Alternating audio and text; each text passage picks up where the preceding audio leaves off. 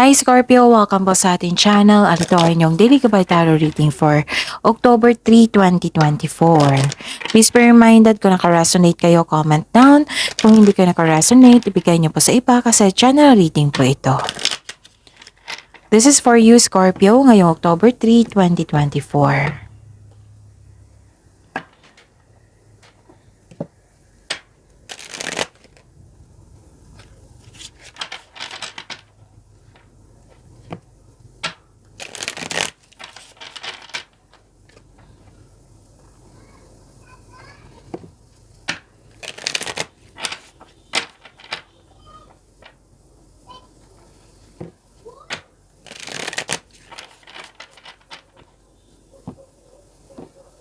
This is for you Scorpio ngayong October 3, 2024.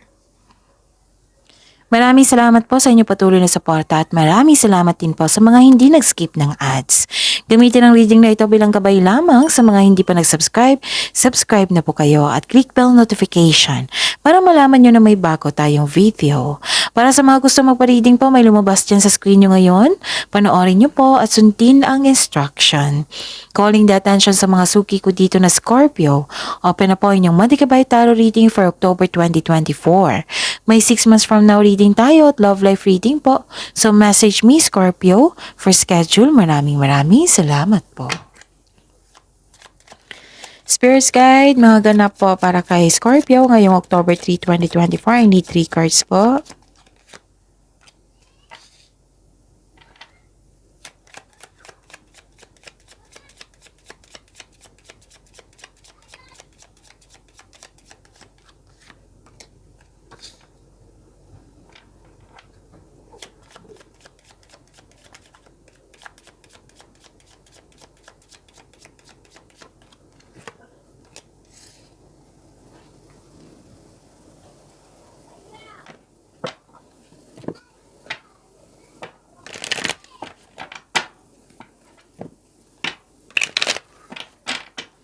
Spirits Guide, message po para kay Scorpio ngayong October 3, 2024. I need 2 cards po.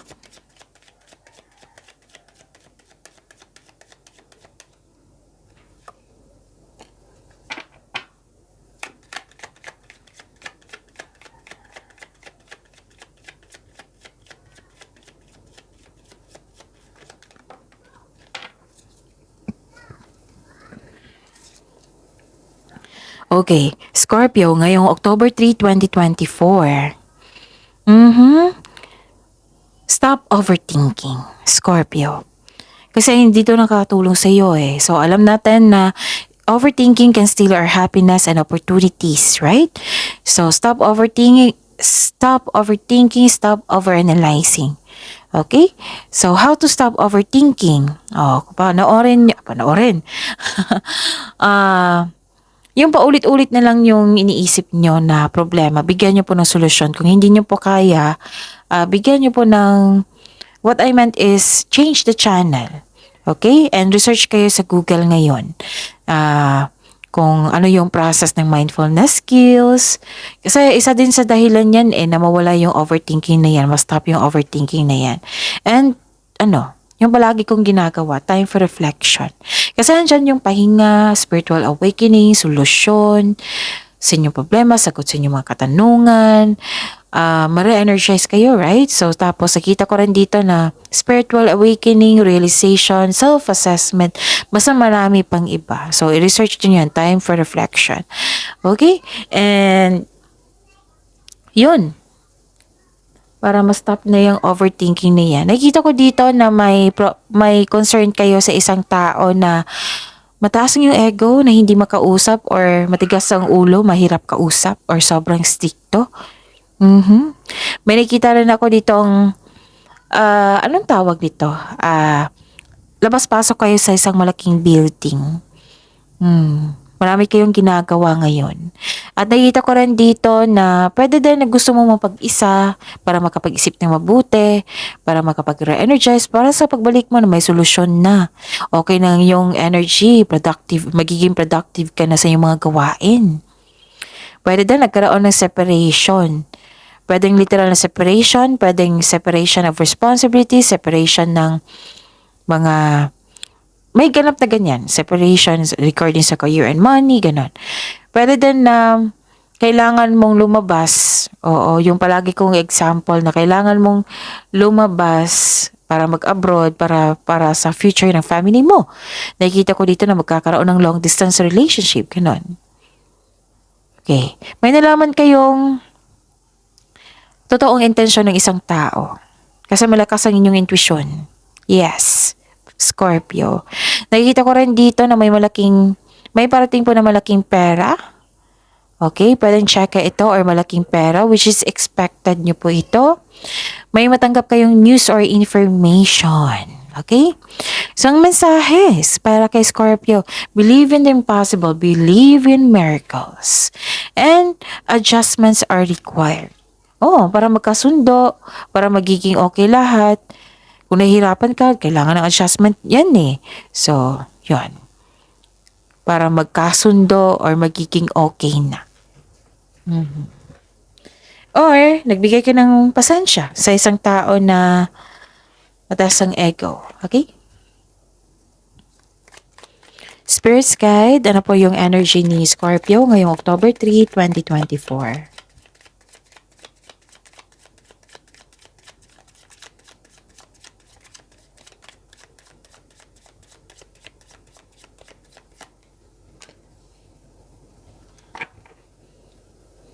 And the clarification of this card po.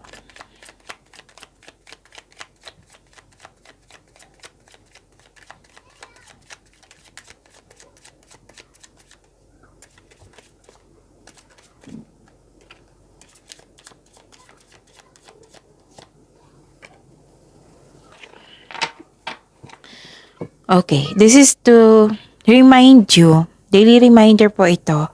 Panoorin niyo po yung last 4 days kabay tarot reading niyo po, yung sunod-sunod na date. Kung may nakita kayo or narinig kayo repeating message. Okay, okay. Again, kailangan po ng reminder po para hindi kayo maguluhan, balito, makalimutan, at para fair din sa mga Scorpio dyan na bagong subscriber. Okay? Pwede din sa mga cross-watcher. Para alam din nila kung ano yung dapat gawin. Okay? Tapos, yun, panoorin nyo po yung last 4 days kabay tarot reading. Like, for example, napanood nyo ito ngayong October 3. Panoorin nyo po yung October 2, October 1, September 30, 29. Kung may nakita kayo or narinig kayong repeating message, kailangan nyo po iyan bigyan ng atensyon. Kung maaari po, bigyan niyo po ng solusyon at aksyon. Again, calling the attention sa mga suki ko dito na Scorpio, open na po inyong Monday Kabay Tarot reading for October 2024. May 6 months from now reading tayo at love life reading po. So message me Scorpio for schedule. Maraming salamat po. What is your energy, Scorpio? Ngayong October 3, 2024. Okay? May tagumpay po. Oh, may nakita kong tagumpay dito or celebration or special event. Pero nakita ko dito parang wala kang time or pagod ka. Nakikita ko dito. This is celebration for your success eh. You deserve to celebrate your success. Sabi po ng card. So, this celebrate yourself in some small way to increase the flow of positive opportunities into your life. Okay? Positive opportunities into your life po. So, this card asks you to find joy that exists right now. Kung pagod kayo, magpahinga kayo. Tapos pagbalik nyo, then celebrate. Offer a prayer, i-acknowledge mo yung bigay ni God na maraming blessings sa para sa inyo. Yun. Okay? Ano pa? Nakikita ko rin dito na okay. Ang may reminder ang card niyo po dito, kailangan nyong makinig sa inyong intuition, Scorpio. Kailangan nyo makinig kasi may mensahe po na para sa inyo. Okay? It's time to reconnect to yourself, listen to your intuition, and redirect your energies. Pagod kayo, Scorpio. Pwedeng napagod kayo sa kakaisip. Makakapagod yan ha. Oo. Kahit ako mag-overthink, na hindi siya parang drained yung energy ko. So, yon. Kailangan ng tamang pahinga. Okay? Mag-ingat po daw kayo sa isang tao na mahilig magmanipula or may insecurity or may selos na ganap. Pwede nangyayari na ito, na aware na kayo, oo, na naalala nyo. Pwede nangyayari ito ngayon. Okay? So may taong hindi totoo sa inyo. Spirits Guide, Career and Money po ni Scorpio ngayong October 3, 2024.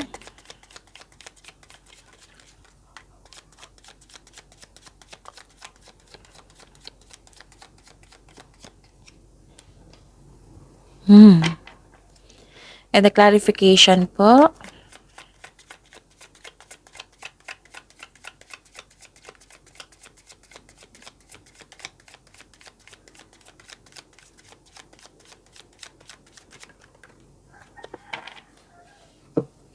So this is your career and money, Scorpio. Oh, okay. Nakikita ko dito na you are very inspired na sa career and money mo. Nagkaroon ng momentum, direction, focus, determination, concentration. Yes. Sabi po ng card dito, to achieve a success in career and money, kailangan mong mag-focus. Comes with determination and clear intention. Ngayon na po ang oras. Now, this is the time to create a concrete business plan. Okay? Create a solid plan. Again, create a solid plan before you can make a big decision. And listen, again, repeating message dito. Makinig po daw talaga kayo sa inyong intuition to guide you towards the next action. You have success in the face of difficulty. Umuwi na successful yung iba dito. This is also means traveling. Or, you are moving forward to the next level. So, use your intuition to guide you to the next phase of your life with confidence. Ganda. Okay. So, yun. Parang naghahanap ka ng tanong. Naghahanap ka ng sagot sa inyong mga katanungan dito. Or nagkaroon pa kayo ng doubt. Or feeling trapped ka. Pwedeng ganon. Okay? Or nagkaroon ng restriction. Kasi may time dito na ayaw mo may kausap kasi gusto mong magkaroon ng solitude, nag-soul searching kayo. Or, pwede din yung concern mo na mataas ang ego. Actually, puro movement dito, Scorpio. Ako yung yung kanina, parang bigla ako napagod. Kahit okay ako ngayon. Oo. Puro kayo kilos dito. Kasama na yung overthinking na yan. Movement, transition, yes. Nakikita ko po dito. Okay, wag po daw kayo mawala ng pag-asa. Okay, some of you, nagtatrabaho sa isang kumpanya na hindi mo gusto at nawalan ka ng pag-asa. O baka natatakot ka umalis sa iyong posisyon kasi ayaw mong magbigo. Oo, ayaw mong mabigo o magkamali sa iyong desisyon na mag-level up. Balanse din sa kaperahan po ay kailangan. Okay? So this card tells you na humingi ka ng guide kay God para mapalaya mong sarili mo sa takot na nararamdaman mo ngayon. Okay? Parang nag-iisip ka dito na umalis o pakawalan pero ayaw mo. So allow yourself to have a new experience. You have to move out from your comfort zone para may experience, para may learnings, para may success. Take your time. Take your time. Kung mag-iisip kayo, dapat po, take your time, wag magmadali. So ang sabi ng card dito, change something, Scorpio, para ikaw ay makawala at makahinga na. Kasi bothered ka or exhausted, you felt trapped, parang nagtitiis ka sa restriction. So magtiwala sa inyong sarili and be patient. Yan yung requirement ngayon. So, assignment nyo yan ha. Trust yourself and be patient. Pasensya at tiyaga. Pero magagawa mo ito. Yes. Spirits Guide, Love Life, Self-Love, Partnership, and Romance ni Scorpio ngayong October 3, 2024.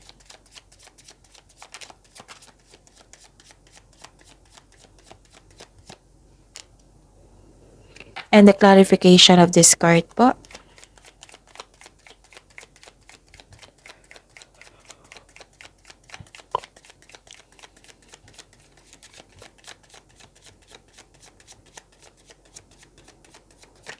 Oh, talagang lumipad siya, no? Nag-overthink nga kayo. Okay. Maraming salamat po sa patuloy na tiwala sa suporta sa ating channel at maraming salamat din po sa mga hindi nag-skip ng ads. May lumabas dyan sa screen nyo ngayon, panoorin nyo po. Kung gusto nyo po iyan, then follow instruction.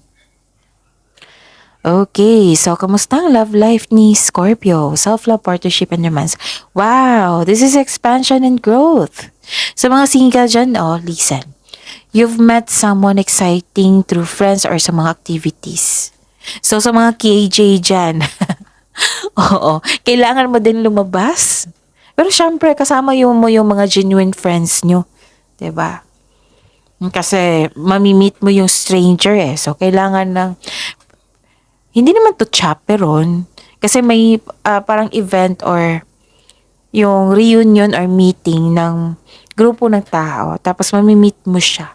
Si the one. Wow. Sa mga marelasyon sa buhay mag-asawa, this is a time na magkaroon kayo ng travel plans or meeting someone special while on vacation. So yun nga, magkakaroon ng gathering with friends dito. Magpa-participate din kayo sa isang parang group activity ito. Okay?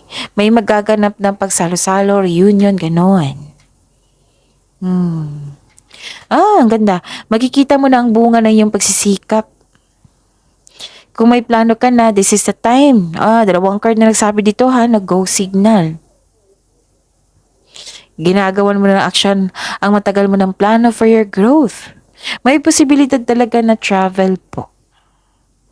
Or itutuloy mo muna yung matagal na plano mong mag-abroad para doon na magtrabaho. So this is a clarification of your card here. Diba, may nasabi ako dito na kailangan mo ng separation or long distance relationship kasi kailangan nyo mag-abroad para sa future, ganon. May ganap na ganyan. Okay. Nakita ko dito, you're very excited here, okay. So, sa mga single, listen, may parating na partner po na mabilis at posibleng bata pa sa iyo or youthful pa ang attitude? Yes, masayahin to Para sa mga marelasyon, sa buhay mag-asawa, excited kayo sa coming months or in your anniversary. Para i-celebrate ito.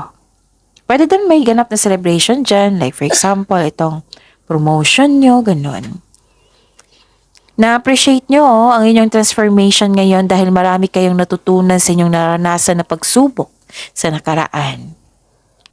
Parang naghihintay ka dito at you are very excited. Pwedeng sa biyahe, pwedeng sa reunion. Ang ganda po. Ang ganda ng cards nyo ngayon. So yun kung may taong hindi madaling kausap, make adjustment. Kung partner nyo ito, pag-uusap lang yan. Communication is the key. Yung adjustments are required. So, stop overthinking Pili kayo na yung mga paraan po on how to stop overthinking. Okay? So, yun. Wow, love is blooming talaga kay Scorpio ngayon. Full of inspiration kayo ngayon kahit bad trip kayo sa isang tao na matigas ang ulo. Oo. Pero bawing-bawi kasi you are very inspired po. So, pagyamanin mo yung mga blessings na binigay dito. Masyadong maraming kilos dito, baka kailangan ng pahinga. Sapat na pahinga. Okay? So, yun. So, see you tomorrow, Scorpio. Please like, subscribe, and click the button for notification para updated po kayo sa daily tarot reading natin. Maraming salamat po.